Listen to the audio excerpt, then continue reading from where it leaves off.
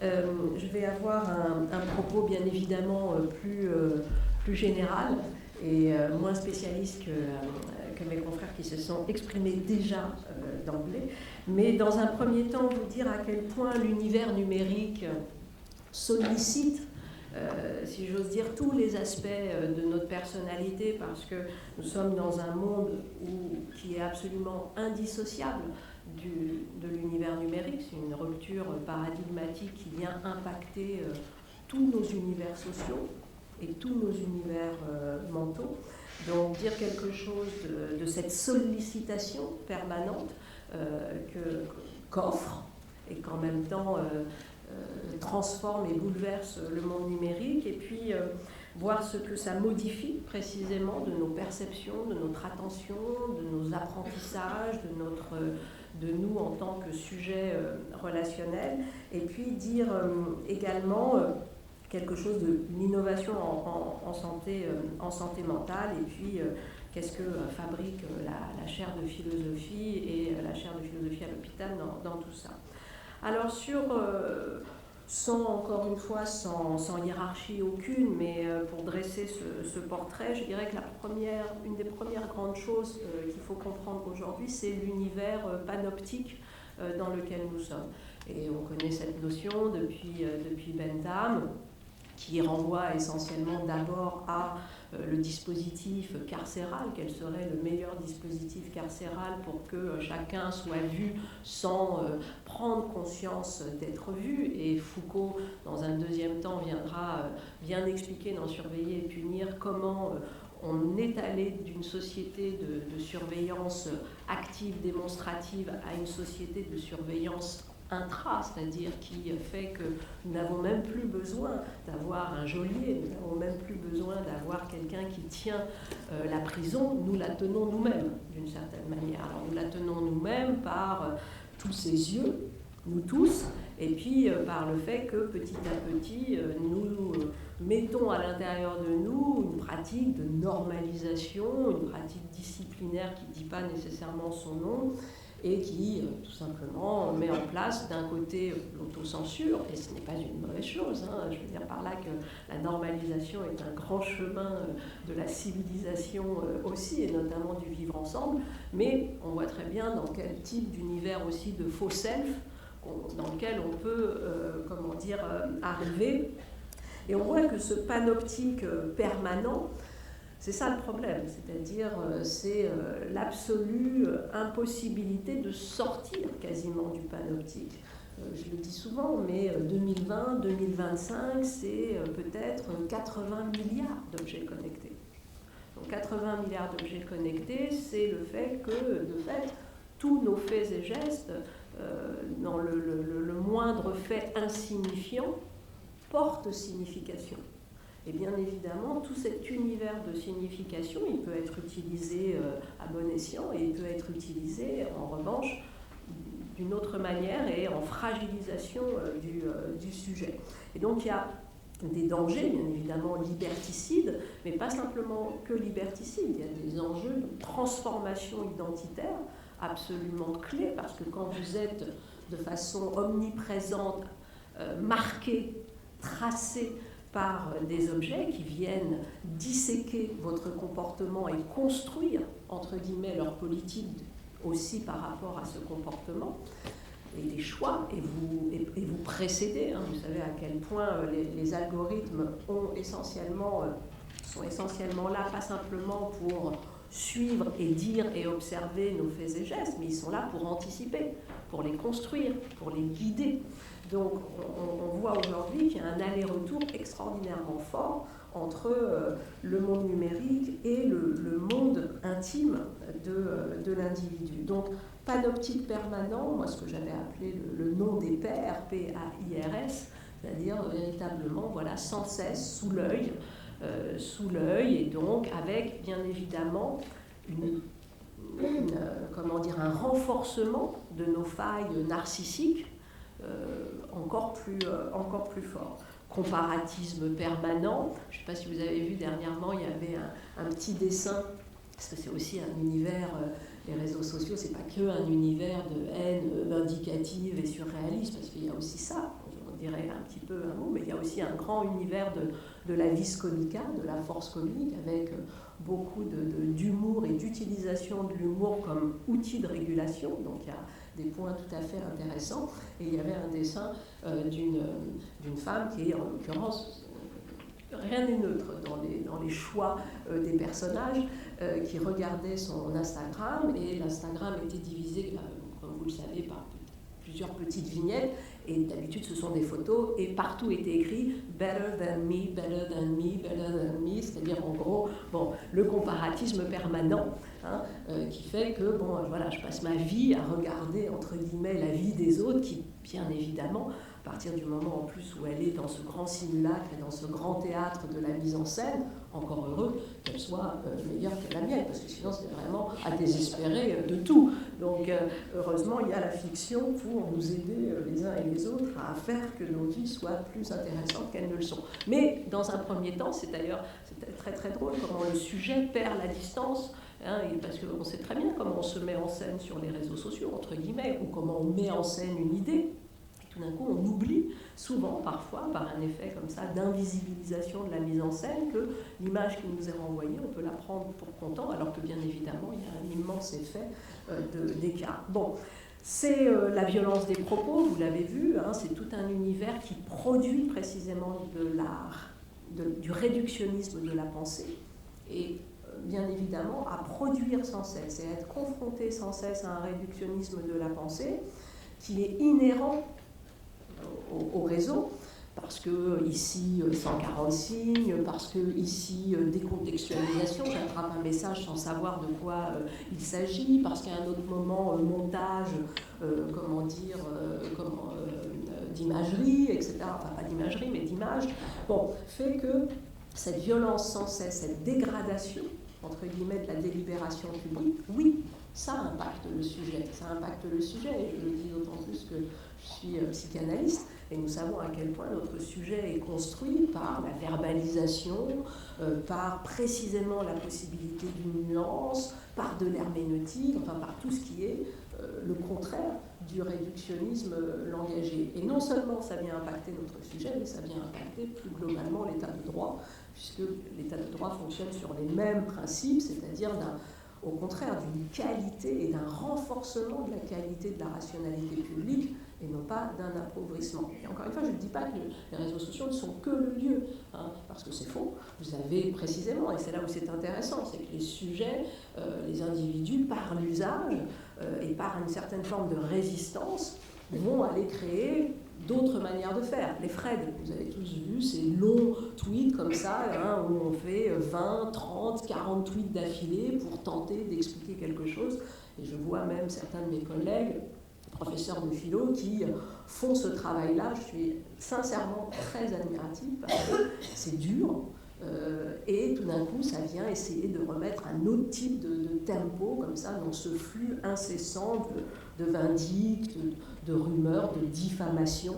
Je le dis souvent, mais vous connaissiez tous cette formule de Warhol qui déjà nous faisait rentrer dans la société du spectacle pour tous, hein, lorsqu'il disait « demain, c'est 15 minutes de célébrité pour tous ». Je pense que la prophétie warholienne s'inverse et que demain, c'est 15 minutes de diffamation pour tous. Et ce n'est pas du tout la même histoire. Et on voit quel type de fragilisation, bien évidemment, parce que la première maladie qui est liée à la diffamation, c'est quelque chose qui renvoie bien sûr au psychisme, et donc à une effraction dans le psychisme, si on veut prendre une définition freudienne du traumatisme. Donc on va vers un monde où quasiment toutes nos maladies vont se doubler d'une deuxième maladie qui n'est pas définie et qui est du trauma. Alors, je le pense résolument, et notamment par rapport aux questions des maladies chroniques. On le voit en clinique, toutes les maladies chroniques suscitent une espèce de maladie clandestine là, qui n'avait pas dit son nom, la dépression, des comportements de conduite à risque, enfin tout ce que nous connaissons en psychiatrie et qui vient se greffer à une maladie chronique. Pourquoi ? Parce que la maladie chronique, c'est de l'évolutif, c'est de l'incurable. Bon. En tout cas, c'est quelque chose qui, comme dit Candy M, se définit autrement en termes de guérison. Et puis, dernier point, c'est de séculariser. Séculariser, c'est-à-dire au sens basique du terme, rendu au siècle, c'est-à-dire qu'en gros, c'est fini. La maladie comme parenthèse, c'est terminé. C'est une maladie qui impacte tous les cercles de nos vies. Donc bien évidemment, on est dans quelque chose qui est de l'ordre du traumatisme, quelque chose qui vient transformer notre personnalité, quelque chose qui nous oblige à aller inventer, pour reprendre la formule de Canguilhem, inventer une nouvelle norme de vie. Donc ce panoptique permanent, premier grand territoire de transformation, si j'ose dire, qui peut affaiblir la confiance en nous-mêmes, qui peut renforcer nos vexations narcissiques, en tout cas nos failles narcissiques, qui peut aussi hystériser le lien à l'autre, qui tout d'un coup devient quasiment épidermique. Pourquoi ? Parce que voilà, à force d'être sans cesse soit insulté, soit au contraire monté au nu, etc., liké, pas liké, c'est une forme d'hystérisation, c'est-à-dire c'est totalement binaire dans ce sens-là, et c'est quelque chose, encore une fois, qui fragilise notre état. Donc, sans parler des fake news qui viennent nous insérer dans un monde où voilà, ces grands repères de construction de la vérité, mise à distance, effectivement, de la rumeur, du faux, etc.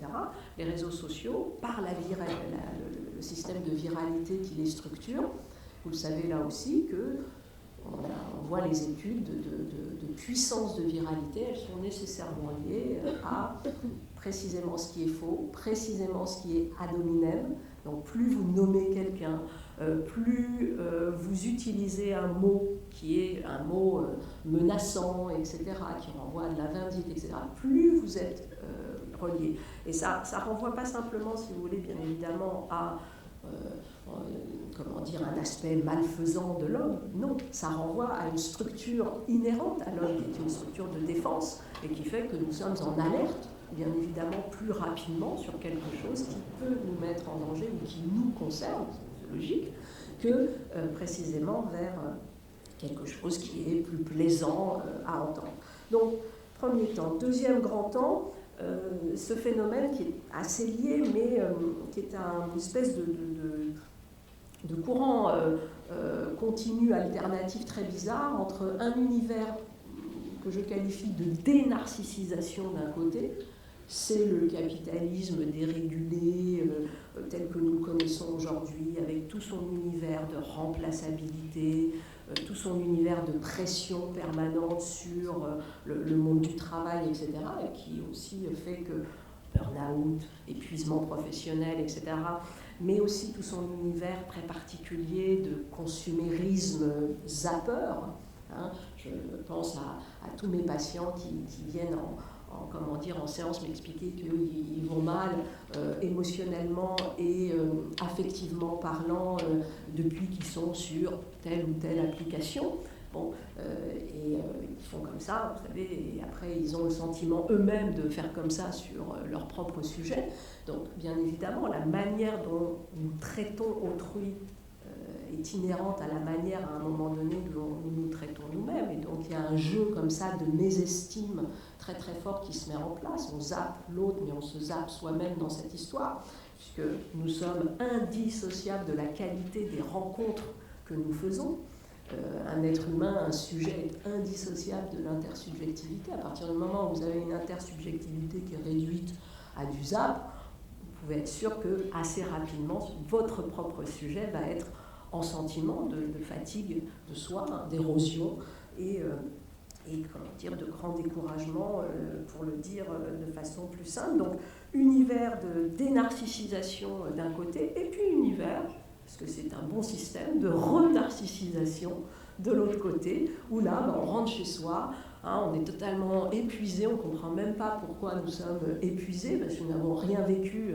Vous avez des pages entières là-dessus d'Agamben, Giorgio Agamben, qui reprend le texte de Walter Benjamin et qui lui-même expliquait que, vous savez, c'était ce premier grand retour de la guerre, 1914-1918, et Benjamin dit c'est la fin de l'expérience, le cours de l'expérience a chuté, sous-entendu, il s'était passé un immense trauma qui était la Première Guerre mondiale, et les soldats revenaient mutiques, Et donc c'est bien évidemment l'entrée dans ce qu'on appellera le traumatisme psychique, mais surtout le fait de dire que tiens, voilà, on peut vivre la plus grande des expériences, et puis à un moment donné, ne plus pouvoir en raconter quelque chose. Et puis Agamben attrape ce texte en disant mais aujourd'hui il n'y a plus besoin. Il n'y a plus besoin de vivre la guerre pour ne pas être dans une capacité de faire expérience. Il suffit de vivre la vie que nous vivons tous les jours dans la modernité, c'est-à-dire la pression permanente, l'absence de temps, métro, boulot, dodo, pour la faire un peu courte, boum, boum, boum, boum, boum, c'est-à-dire une incapacité comme ça de maîtriser notre espace-temps. Et à partir du moment où vous ne maîtrisez plus l'espace-temps, vous ne maîtrisez plus la possibilité d'une cristallisation du sujet et vous ne faites plus l'expérience. Et d'ailleurs, nous tous nous disons comme ça, mais le temps file, mais qu'est-ce que j'ai fait, mais j'ai rien fait, etc. Et tout ça n'est pas, encore une fois, une affaire de perception, une affaire de structuration. Et on voit très bien d'ailleurs que dès qu'on fait un pas de côté, dès qu'on sort du champ de l'habitus, dès qu'on va ailleurs, retrouver un autre espace, dès qu'on s'oblige à une déconnexion, dès qu'on s'oblige à tout d'un coup reprendre du temps pour soi, tout d'un coup le temps s'étire. Et là, on a un sentiment de faire expérience. Donc, le texte d'Agamben, il renvoie à cet appauvrissement de l'expérience et qui est directement lié aussi à nos univers techniques. Je ne dis pas là non plus que... moi, je suis une très très grande technophile en plus. Donc, mais voilà, je dis que, bien évidemment, aujourd'hui, d'ailleurs on le voit chez la nouvelle génération, très compliqué de faire expérience sans produire une expérience numérique à côté.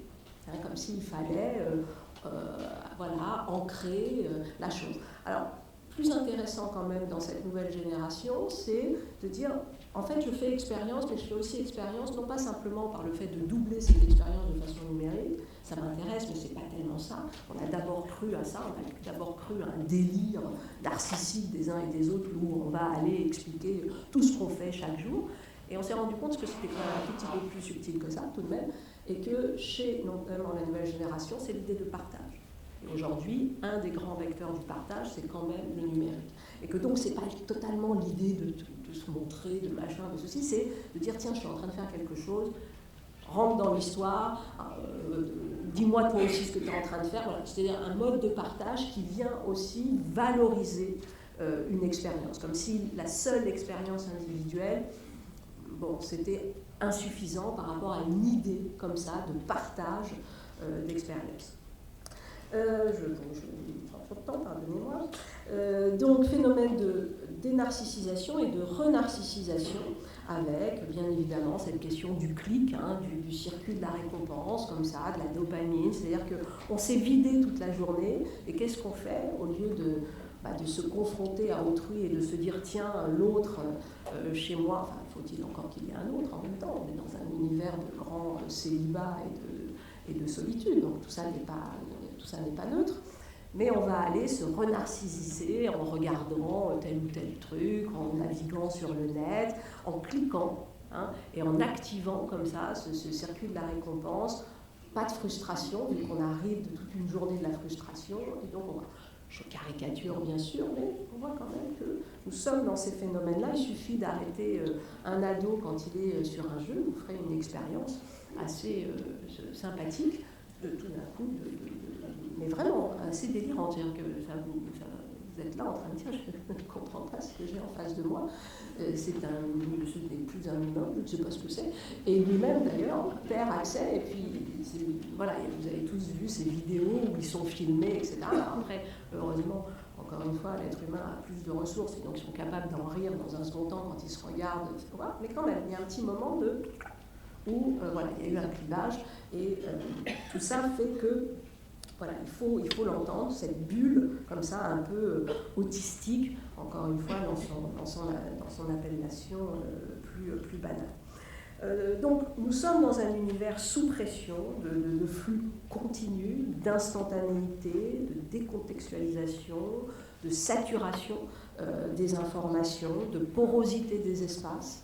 Ça aussi, c'est pas simple. Vous savez que l'état de droit est constitué par la séparation la séparation, ça veut bien dire ce que ça veut dire. Je dirais même que l'être humain est constitué par la séparation et pas par la fusion.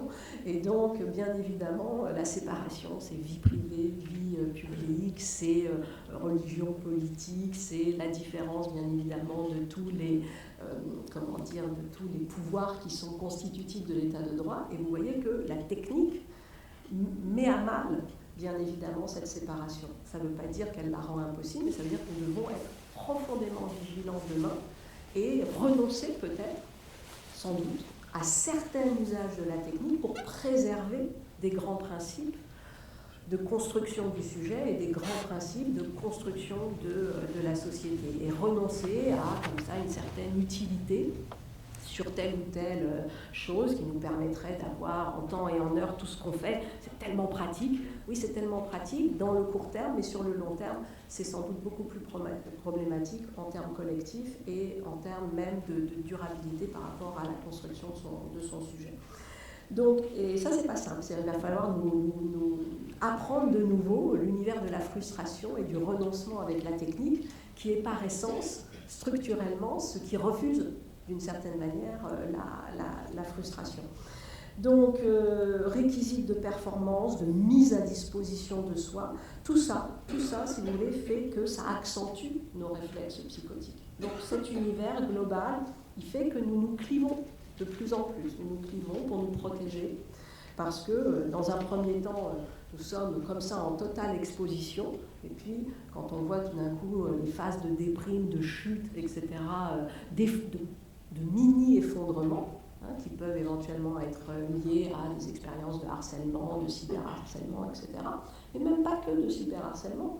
Parfois, c'est simplement en dessous, mais vous voyez tout d'un coup une fatigue très très forte. Donc, ça, c'est l'univers du direct plus global et qui vient comme ça modifier l'attention, la concentration, nos formes d'apprentissage. Vous le savez, là aussi, il y a une quantité d'états de l'art sur à la fois nos nouveaux modes d'apprentissage et puis aussi le déficit qui se crée avec des modes d'apprentissage qui sont davantage mis à mal parce que notre fonction d'inhibition, qui est véritablement très importante dans notre fonction cognitive, n'est pas sollicitée justement de la même façon et nous inhibons de moins en moins. Alors on semble très rapide, mais surtout ce qui est le out of the box et la manière tout d'un coup de reconfigurer, si j'ose dire, les épistémologies. Là, bon. Donc c'est tout ça qu'il faut voir. On a également sur de la perception des choses qui vont être demain tout à fait intéressantes, on va le dire comme ça, quasiment de niveau anthropologique, je pense simplement prenons l'exemple du deuil. On voit très bien que demain, avec les possibilités de créer un hologramme un peu structuré, un peu en place, éventuellement de la taille même de celui qu'il est censé représenter. Parce qu'encore aujourd'hui, on fait plutôt des hologrammes qui sont, mais pas toujours, mais en tout cas dans la vie de chacun, on n'a pas un hologramme, on a un tout petit machin.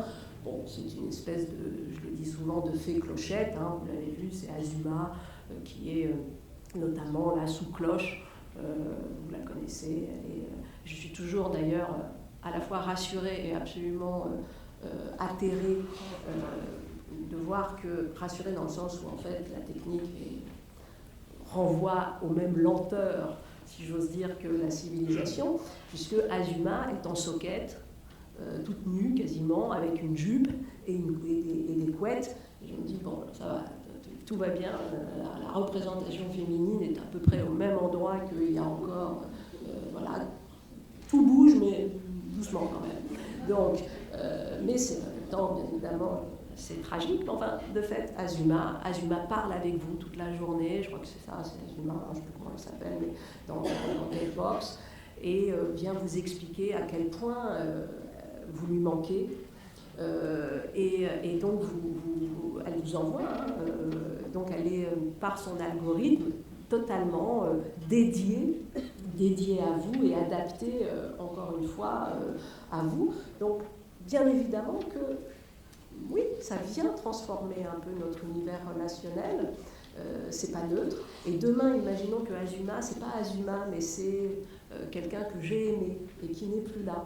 et qui fonctionne avec une reconnaissance vocale, puisque vous savez qu'il faut 1 minute pour avoir sa voix, et donc il utilise la voix de celui que j'ai aimé ou de celle que j'ai aimée, et puis qui va, parce qu'il est nourri par un algorithme, parce que nous allons, au fur et à mesure peut-être demain, léguer à nos enfants un algorithme qui nous aurait suivis et qui serait comme ça, qui aurait été dépositaire de toutes nos données pendant notre vie. Ce serait une manière de penser une sorte de patrimonialisation de la personnalité. On a toujours fait ça, rien de nouveau sous le soleil.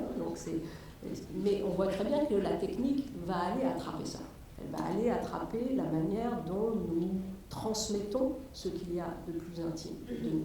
La question de l'héritage, notamment l'héritage symbolique, l'héritage mental. Et ça, oui, bien évidemment que ça va venir travailler nos manières de faire deuil. Bien évidemment. C'est-à-dire tout en sachant que l'autre n'est pas là, mais en même temps en poursuivant sur un autre univers un certain type de relation. Et ce n'est pas si loin, parce que le business, entre guillemets, des algorithmes gérant le deuil, il est déjà en place. Donc, si vous voulez, à 10, 15 ans, 20 ans, c'est pas du tout impossible que nous, notre génération, elle ait la possibilité d'organiser avec ses ayants droit des relations un peu comme ça. Donc, bien sûr que ça vient transformer ça. Alors, j'ai encore 5 minutes, donc c'est bien. Donc, pour dire les choses plus positives. Alors, comment on peut avoir une utilisation thérapeutique? On a vu qu'on était absolument sollicité. Une utilisation plus thérapeutique des outils numériques, sachant que je mets de côté la question de la fracture numérique, c'est-à-dire que bien sûr, la question de l'accès ne suffit pas et que demain, on doit aller vers une appropriation capacitaire de l'outil pour que bien sûr, tout ça marche. Donc le coût de l'appropriation sociale est bien évidemment, hélas, trop peu fait. Et on voit très bien que nous, encore plus, dans le soin. Pourquoi? Parce que la base du soin, c'est le transfert, au sens large du terme, pas au sens freudien, mais au sens de confiance donnée, à notre thérapeute, et qu'il va falloir que, oui, la technique soit le support de ce transfert. On ne peut pas l'empêcher, parce que de toute façon, s'il n'y a pas de transfert, il n'y aura pas soin. Donc, usage thérapeutique des outils numériques, oui, bien sûr.